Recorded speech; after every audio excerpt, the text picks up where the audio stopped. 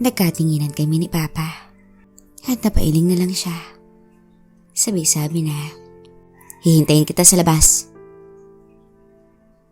Saka siya tumalikod at bumaba ng hagdanan.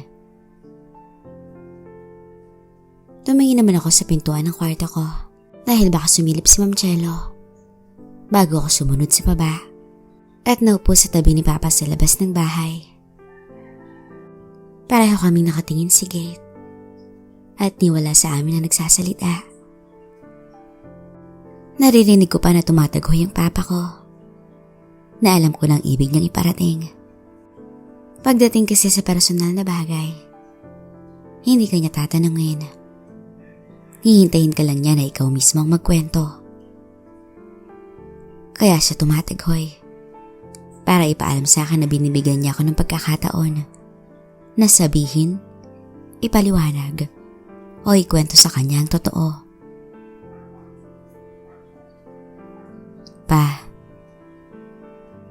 Panimula ako sa kanya. Saka siya tumigil sa katataghoy at tumingin sa akin. Opo. Ani ko sa kanya. Nainakbayan niya ako at nginitian ako. Tumingin siya sa loob ng bahay at sinabi na,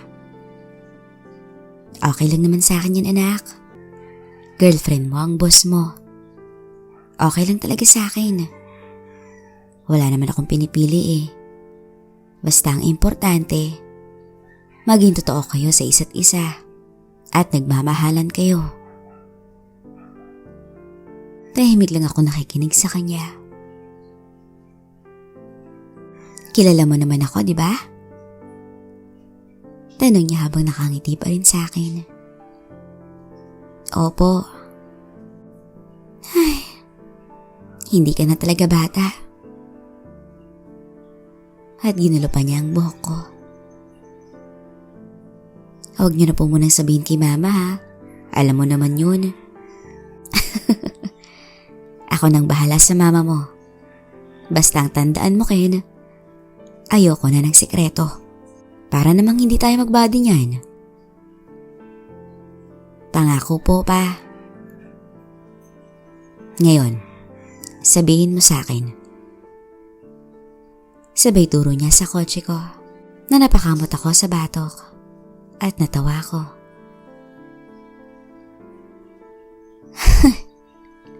Mahal ka talaga niya. Sabi ng Papa ko na natawa rin siya. Pero may problema po ako, Pa.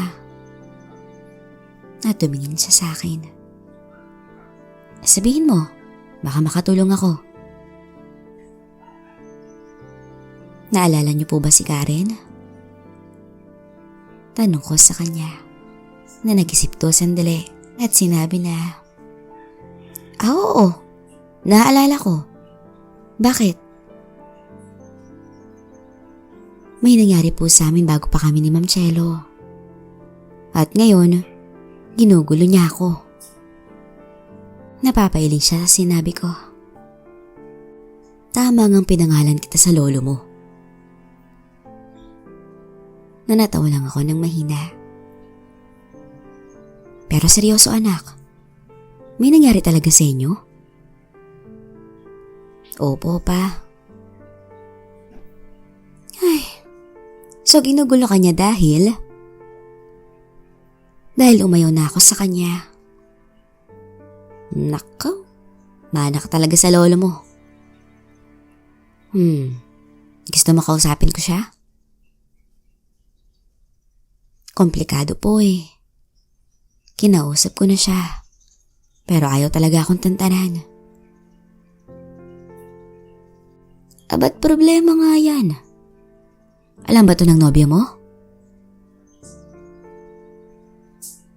Tanong ni Papa na napangiti ako nung tinawag niyang nobya ko si Ma'am Chelo. Hindi ko po sinabi sa kanya. Teka, paano nga ba kayo naging magnobya at nobya? Nagtatakang tanong ng Papa ko na hindi ko naman agad masagot at tanging tawa at ngiti lang na isasagot ko sa kanya.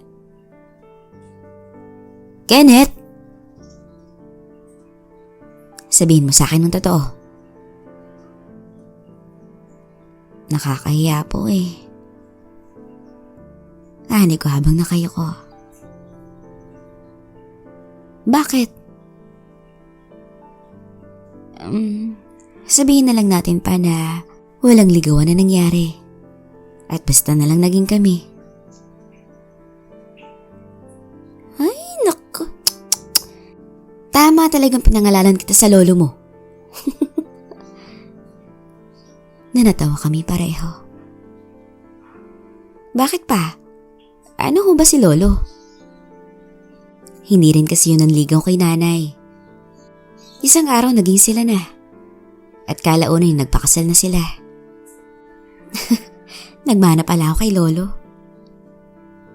Parang ganun na nga. Pero seryoso anak, anong plano mo? Isa lang naman pa. Mag-i-stay ako kay Ma'am Shelo. Teka, sagutin mo nga ako ng diretso, Ken. Ano yun pa? Pinili mo siya dahil ba tumingin to sa kotse? Hindi pa.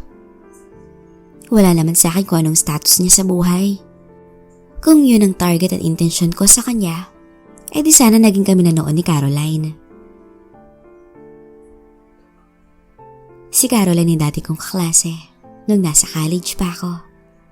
Seatmate ko to sa CPA classes ko na naging ka-MU ko at naging ka-date ko paano nag-acquaintance party kami. Mayaman sila Caroline. Kilala ang pamilya niya pagdating sa real estate at shipping liners dito sa Pilipinas. Pati na rin sa ibang bansa. Kung yun ang punto ko pa, kaya pinili ko si Ma'am Shelo. Kay Caroline pa lang siguro noon pa. Rason ko sa papa ko na tumango siya at tumingin sa gate. May punto ka doon anak. Hanggat hindi yun ang rason kaya mo siya pinili, agree ako sa relasyon niyo. Talaga pa? Oo naman. Naniniwala ako sa iyo, Ken. Talaga? Tanong ko na nilagay ang kamay niya sa ulo ko. Papa mo ako, hindi ba? Opo. At kagaya ng lolo mo, naniwala din siya sa akin. Kaya bagay lang na ibinigay ko din sa iyo ang tiwalang binigay sa akin ng papa ko. Kaya nga pinangalanan kita sa kanya, di ba? Opo pa. Ay, o siya. Huwag na muna natin sabihin sa mama mo ang tungkol sa relasyon nyo. Dahil baka magwala yun. Alam mo naman na ayaw pa niya magka-girlfriend ka. Oo nga po eh. Yun nga pong pinag-aalala ko. Ako nang bahala sa kanya. Marami pa kaming napag-usapan ni Papa. Naikwento pa niya sa akin ng mga naging nobya niya noon nung nag-aaral pa siya sa kolehiyo. Pati na rin yung mga naging nobya-nobyahan niya daw bago pa sila nagkakilala ni Mama. Paano mo nga ba nakilala si Mama? Tanong ko sa Papa ko. Nangumiti lang siya at tumingin sa gate. Pa? Ayaw niya akong tingnan. Ano kasi anak? Sabihin na lang din natin na walang ligawan na nangyari sa amin ng mama mo. At nahiya siyang natawa. Kaya natawa rin ako sa kanya. Dahil pareho pala kaming tatlo ni Lolo. Yung lolo mo, ako, at ikaw, pareho talaga tayo ng kapalaran. Ani ng papa ko na nagtawanan kaming dalawa. Mag-alas 5 na nang muli kaming pumasok sa bahay. Matulog ka na? Papasok ka ba mamaya? Dahil alam niyong kulang ako sa tulog. Titignan ko na lang po. At pumasok na ako sa kwarto ni Dominic. Kinaumagahan. Ginising ako ng kapatid ko para mag-agahan. Anong oras na? 7:00 na, kuya. 7:00? Ala. Bumangon agad ako. Nabigla akong nahilo. Tanga talaga to. Natatawang kapatid ko dahil natumba uli ako sa kama.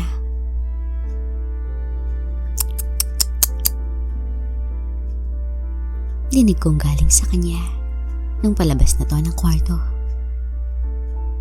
Habang ako, hinawakan ko ang ulo ko at napatingin sa may pintuan.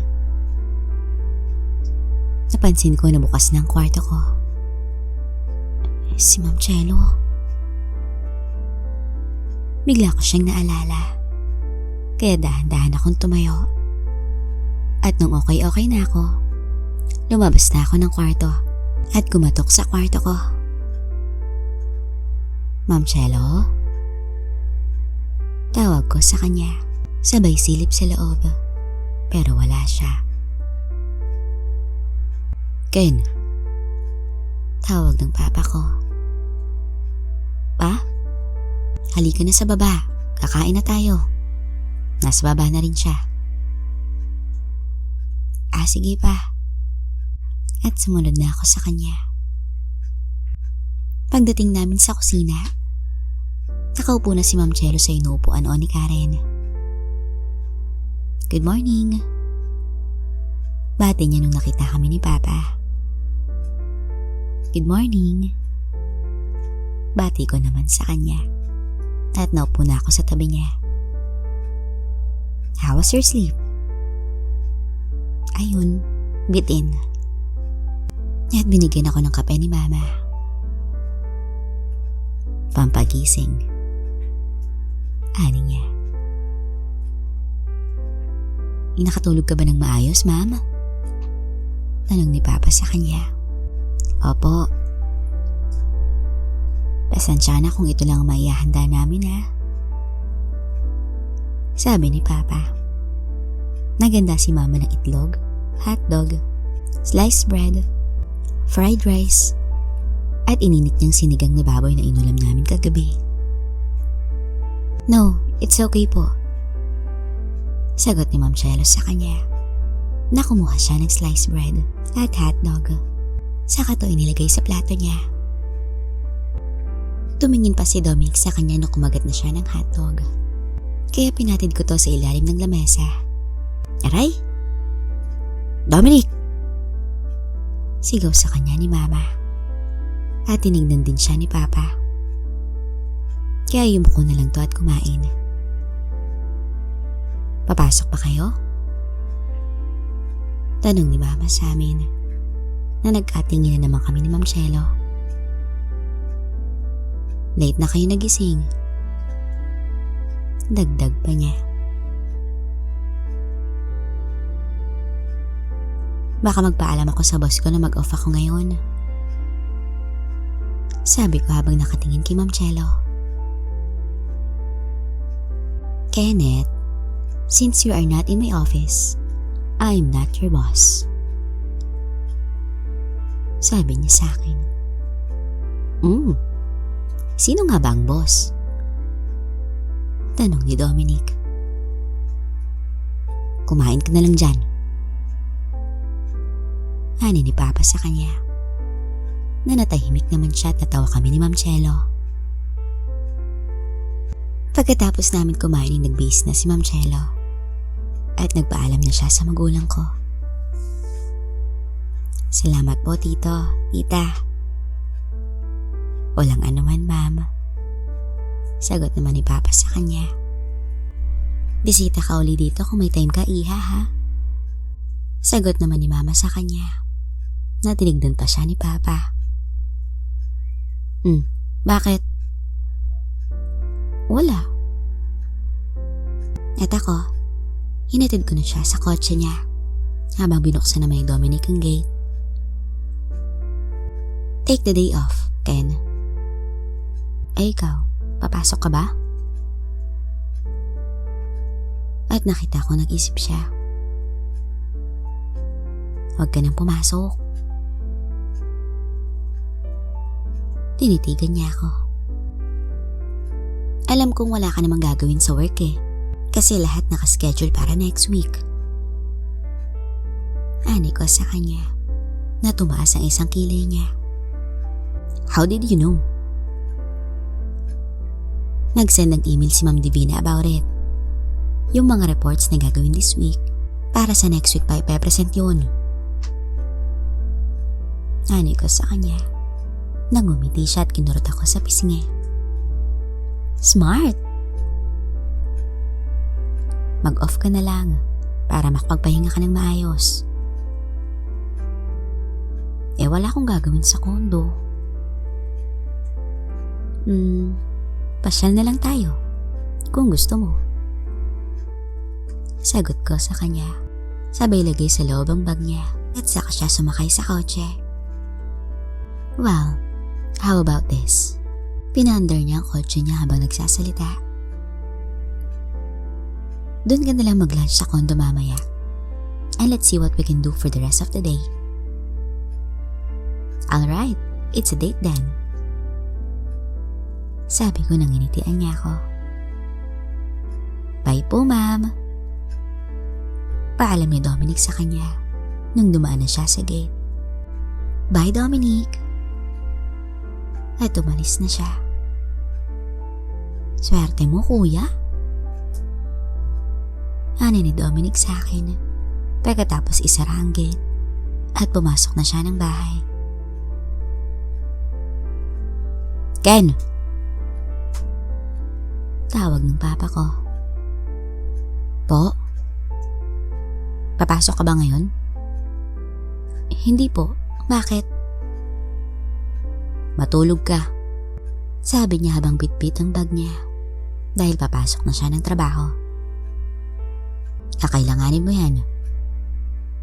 Nagdag pa niya nung palabas na siya ng gate namin at napangiti lang ako. Ken. Tawag naman ng mama ko nung pumasok na ako sa loob. Ma? Papasok ka ba? Hindi po, pero aalis ako mamaya dahil may meeting kami. Ganun ba? Maganda yung amo mo. Mama talaga. Totoo naman eh. Teka, ilang taon na ba yun? Bakit? Ilang taon na ba sa tingin mo? Parang kasing edad mo lang yun. Siguro mas bata pa sa'yo ng 1 o 2 taon. Oo, yun po ang edad niya. Sabi ko sa kanya na tinignan naman niya ako. Kaya nginitian ko na lang siya at umakyat na ako sa taas. Pumasok na ako sa kwarto ko at nahiga sa kama. Naaamoy ko pa ang pabango ni Ma'am Chelo sa unan ko. Ang bango. Nang biglang tumunog ang phone ko at nakita kong nag-text si Ma'am Chelo para ipaalam na malapit na siya sa kondo niya. Ingat ka. Reply ko sa kanya.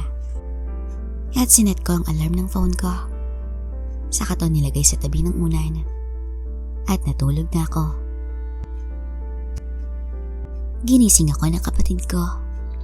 Dahil kanina pa raw nag-iingay ang alarm ng phone ko. Sa sobrang antok siguro, hindi ko na namalayan na kanina pa pala tumutunog ang aking phone. Kaya naman bumangon na ako. At medyo ngarag pa nung tinignan ko ang phone ko. Mag-alas 11 na pala. Ani ko kaya tumayo na ako. At kinuha na ang tuwalya. Saka pumunta sa banyo at naligo. Pagkatapos ko makapagbihis, nagpaalam na ako sa mama ko na aalis na ako. At baka late na ako makauwi mamaya At bakit? Baka matagalan ako sa meeting namin ba? At hindi na siya nagtanong pang muli. At pinaalis niya na ako dahil baka malit na raw ako. Nakinatuwa ko naman. Sakay sa pink kong kotse. Tinawanan ako ng pabata kong si Ronnie nung nadaanan ko siya nung papasok na siya sa trabaho niya. Langya ka naman man? Sa lahat ng kulay ito pa ang napili mo. Ano niya nung sinakay ko siya para ihatid sa trabaho niya. Pinagamit lang kasi ito sa akin, kaya tinanggap ko. Sayang din naman, di ba? Sabagay, at least ikaw may sasakyan ka magagamit at hindi mo na kailangan mag-commute. Tama. At wala naman sa kulay, di ba? Ani ko na natawa siya. Salamat man. Sabi niya nang bumaba na siya sa kanto, malapit sa pinapasukan niya. Sige Ron, ingat. Ikaw mag-ingat man. At umalis na ako. Saka pumunta sa kondo ni Ma'am Chelo. Kinawayan ko lang yung guard at pinarada ko na yung kotse sa loob ng garahe. At sumakay na sa elevator paakyat sa kondo niya. Gamit ang susi, binuksan ko yung pinto. At naamoy ko agad ang mabangong niluluto niya sa may pintuan pa lang. I'm home! Sigaw ko na lumabas siya sa kusina at nginitian ako. Welcome home! Sigaw niya naman sa akin. Nakita ko naka-apron to at nakapaalang. Wow! Ang sexy naman ng cook ko. At lumapit ako sa kanya na natuwa pa siya. Lunch is almost ready. Wash up. At nakita ko naka-cycling short siya at nakasuot ng sports bra na parang galing tong workout sa gym niya. Yung sexy talaga. Get ready. Kakain na tayo. At umupo na ako. Naganda siya ng masarap na pagkain, kaya naparami ang kain ko. Nahinayaan lang naman niya ako. Ang sarap talaga. Sabi ko nung matapos kaming magtanghalian. Nabusog ka ba? Oo, sobra. Nakatulog ka ba kanina pag alis ko? Tanong niya habang nagliligpit ng plato. Oo, sa sarap nga ng tulog ko. Hindi ko na namalayan na kanina pa pala tumutunog yung alarm ko. That's good. So, well-rested ka pala. Tanong niya nung matapos na siya magligpit ng kinainan namin. Oo, well-rested and ready for anything. Nakangiti kong sabi sa kanya na nakita ko namang ngumiti rin to at kinagat ang labi niya. Uy, gusto ko yan. Ani ko sa kanya at lumapit na siya. Kinindatan pa niya ako at kumandong sa akin. Nilapit niya ang mukha niya sa mukha ko. Akala ko mag-ahalikan kami, pero biglang dumiretso to sa tenga ko at bumulong na nga. Gym time! Sabay halik sa pisngi ko at umalis to sa kandungan ko. Huh? Napatingin ako sa kanya. Nahinawakan man niya ako sa kamay at hinila ko palabas ng kusina papunta sa gym. Anong gagawin natin dun? Workout. Hindi naman Sabado ah. Babe, hindi dahil hindi Sabado ngayon, hindi na tayo pwedeng mag-workout. Sabay bukas ng pintuan ng gym at hinila na ako papasok sa loob. Hindi ako suited para mag-gym ngayon. Kita mong suot ko. Natinignan niya ako mula ulo hanggang paa. At sinabing, "No worries. You can always work out in your underwear." Ani niya na napanganga ko. Katatapos lang natin kumain ah.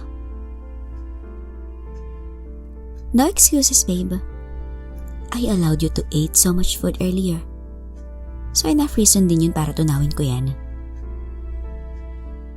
At kumuha na siya ng boxing gloves at pinasa to sa akin. Boxing? Magbaboxing tayo? At tumawa lang siya. Idiot as always. We're not going to box each other. Ano pala? Well, since you are my boy, I think this is the time for me to teach you some moves. Hanin niya sa akin. Nabigla akong nabuhayan dahil akala ko kasi mag-i-sparring kami ngayon. Talaga? Yeah. So take off your clothes so we can start. Ani niya na nag-aalanganin ako. What's wrong? Ay, ano kasi? What? Huwag ka magagalit ah. Natinignan niya ako ng masama. What now, Kenneth? Wala akong suot sa ilalim. Nabiglang nagdilim ang paningin ko nang tumama ang kamao niya sa panga ko. Aray? Nasabi ko nung nagising ako at napahawak sa panga ko. Sakit? At may narinig akong ingay. Tumingin ako sa direksyong yon. Nasa spinning cycle pala siya. Nag-workout. Bumangon ako at naupo habang minamasa yung panga ko. Ang sakit nun ah. Ani ko na tumigil siya at nagpahid ng pawis sa mukha at leeg. Saka lumapit sa akin. Tumingala naman ako para tingnan siya. Nang binato niya ako ng tuwalya at tinadyakan ako sa dibdib. Dahilan para mapahiga muli ako sa floor mat. Aray! Sabi ko na inupuan pa ako sa dibdib at kinuha ang tuwalya at nagpahid uli siya ng pawis sa noon niya. Sorry. Tinignan niya ako ng masama. I'm sorry, babe. I'm disappointed in you, Kenneth. You think by asking you have to lunch with me here in my home gives you the idea that we are going to do something? Inis na sabi niya sa akin na hindi naman ako nakapagsalita. Answer me! Na sinuntok pa ang floor mat malapit sa mukha ko. Oh, sorry talaga, Ma'am Cielo. Bigla ko nabigkas na pinindot naman niyang ilong ko at sinabing, You have to hit me first bago mo ko paligayahin. You idiot! Ha? Napanganga na lang ako sa sinabi niya pero ngumiti lang siya. Saka umalis sa ibabaw ko. Come on, boy. Take off your clothes so we can start. Nangangarag pa akong tumayo. Wala na ako sa kondisyon. Excuses, excuses, excuses. Take off your clothes so that we can start. I mean, how can you touch this? Sabay himas niya sa katawan niya. If you won't try. At napaisip ako. Tama ka nga. Kaya hinubad ko na yung damit ko. At natawa pa siya nung nahubad ko na ang pantalan ko. You're not kidding. Dahil akala niya niloloko ko siya nung sinabi ko na wala akong suot na pang-ibaba. I thought you were kidding nung sinabi mong wala kang pang-ibaba. Akala mo nagsisinungaling ako? Yeah. Why do you think I punch you? Napabuntong hininga na lang ako at sinuot ang boxing gloves. I'm sorry, baby. Sabi niya. Naniyakap pa ako at tinalikan ako sa pisngi. Sabay tulak sa akin at sinabing, "Come on, let me see what you've got." At mumorma na rin siya. Akala ko ba hindi tayo mag-sparring? Well, I lied. Ngumiti siya at sumigaw ng, "Fight!" Kaya pumorma na ako para depensahan ang sarili ko. Magaling talaga si Ma'am Chelo pagdating sa depensa at atake. Lalo na yung mga suntok niya na akala mo tatama sa mukha mo, pero pupunta pala sa katawan mo. Kaya nung makailang suntok na siya, napaluhod na ako nung tumamang isa sa tiyan ko at muntik pa ako masuka. Come on! You can't hit me when you're on your knees. Sabi niya na tumatalon-talon pa siya habang sumusuntok sa ere. Ayoko na. Come on, Kenneth. How will you touch this? Anin niya na hinawakan ng dalawang hinaharap niya at tinaas-taas to. Oh. Kaya pinilit kong tumayo at muling pumorma para depensa ng sarili ko. Magandang forma ni Ma'am Chelo. Hindi siya bumibigay ng opening, kaya hindi pumapasok ang mga suntok ko. Kaya nainis ako dahil kulang ako sa abilidad para tamaan siya. Nabigla ko naalalang sinabi ng lolo ko sa akin nung bata pa ako. Lahat ng bagay may paraan. Sabi niya isang hapon nung umuwi ako na may pasa sa mukha galing eskwelahan. Anong paraan, Lo? Diba sabi mo sa akin malaki yung nakalaban mo? Opo. Ito ang gawin mo, Apo. At binigyan niya ako ng ilang paraan para matamaan at mapatumba ang kalaban ko. Dapat nakahanda ka at hintayin mo din ang tamang oras at tsansa mong umatake. Nasa tamang timing lang yan, Apo. Napangiti ako sa sinabi sa akin ng lolo ko noon na napansin ko naman na nagtaka si Ma'am Chelo. Good. That's what I've been waiting. Sabi nito nung makita akong nakangiti. At muli na siyang umatake. Bumigi siya ng mga suntok na tumatama sa braso ko, pati na rin sa gilid ng katawan ko.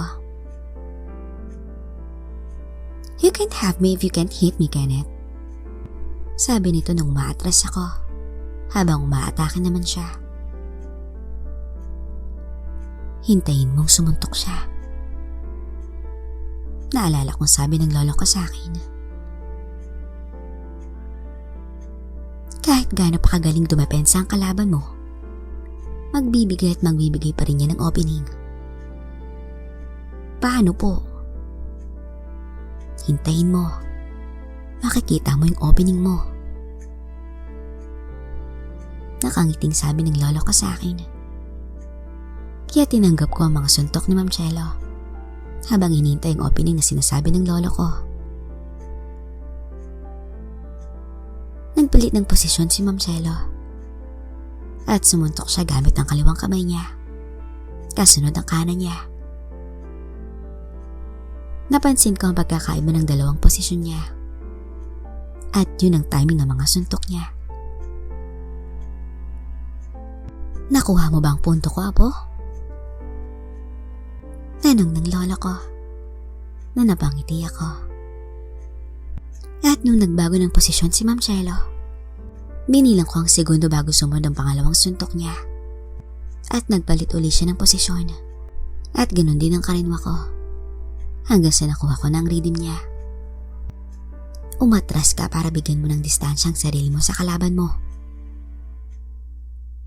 Kaya umatras ako ng konti nang maalala kong sinabi ng lolo ko. Hahabulin ka niyan kasi alam niyang hindi mo siya matatamaan.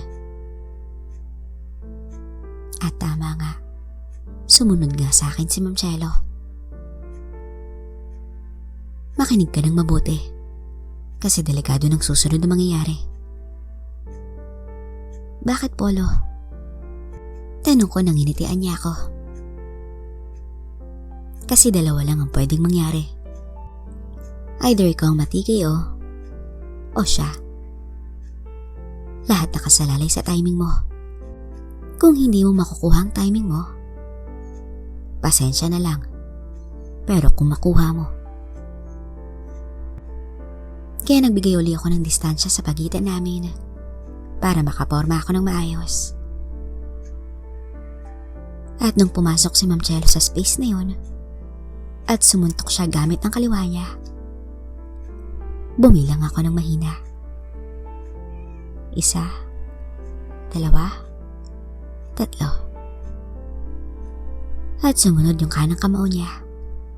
Kita kong bumaba na kaunti ang kaliwang kamay niya. Kaya yumuko ako at umilag pa kanan niya.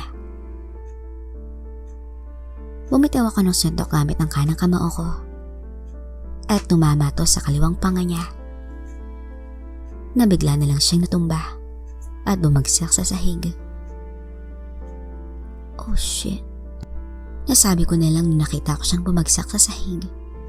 Kaya agad kong hinubad ang gloves ko at tinignan kung okay lang ba siya. Baby? Baby, okay ka lang ba? Tanong ko habang inaangat ko siya. At kita ko nakapikit ang kanyang mga mata. Baby, I'm sorry. Hinimas ko ang kaliwang panga niya.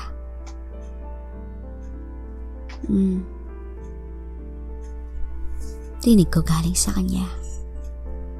At bumuka ang kanyang mga mata. Saka tumingin sa akin. I'm sorry. Ngumiti siya at sinuntok ako sa mukha. Aray! Okay ka lang ba? You got me. And I'm okay, babe. So, ibig sabihin nito, sabay tingin ko sa katawan niya. Oh, shut up, Kenneth. At gawin mo na. Ano niya na natawa na lang ako. At binuhat ko na siya papunta sa kwarto niya.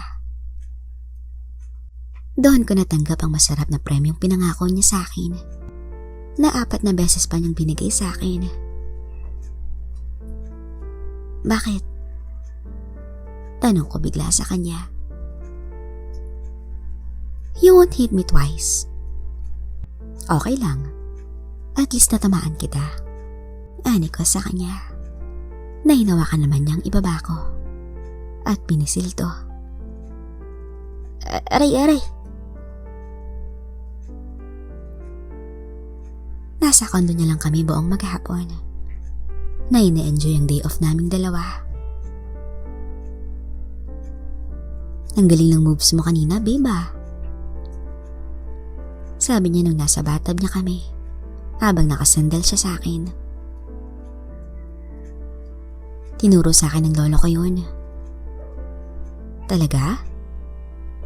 Oo. Magaling ang lolo ko pagdating sa self-defense. Ganun din ang lolo ko. Siya nga nagturo sa amin ng bata pa kami ni Divina. Pero yung ibang mga fighting styles na nalalaman ko sa mga sensei ko na yun. Kwento niya. Umikot siya para kumandong sa akin. Ang ganda mo talaga, babe. Yeah? Lambing niya na hinalkan ko siya sa labi. Yeah. Deadly din. At sinampal ako ng mahina sa dibdib. At sinabing, "So don't you even dare hurt me. Or else." Na pinakita pa sa akin ang kamao niya. "I won't." Sagot ko na naghalikan kaming dalawa. At doon sa bathtub niya, muli kami nagpaligaya. Magagabi na nung nagpaalam na akong uuwi na ako sa amin. Hinatid niya ako sa harap ng elevator at naghalikan muna kami bago niya ako tinulak papasok sa loob nang naka-bathrobe lang siya. "Drive safely, babe." "I will. Sleep well, okay?" "I will. Bye. See you tomorrow. Love you." Sabi ko nung pasara ng pinto ng elevator. "Love you too. Ingat." At tuluyan ng sumarang pinto. At bumaba na to.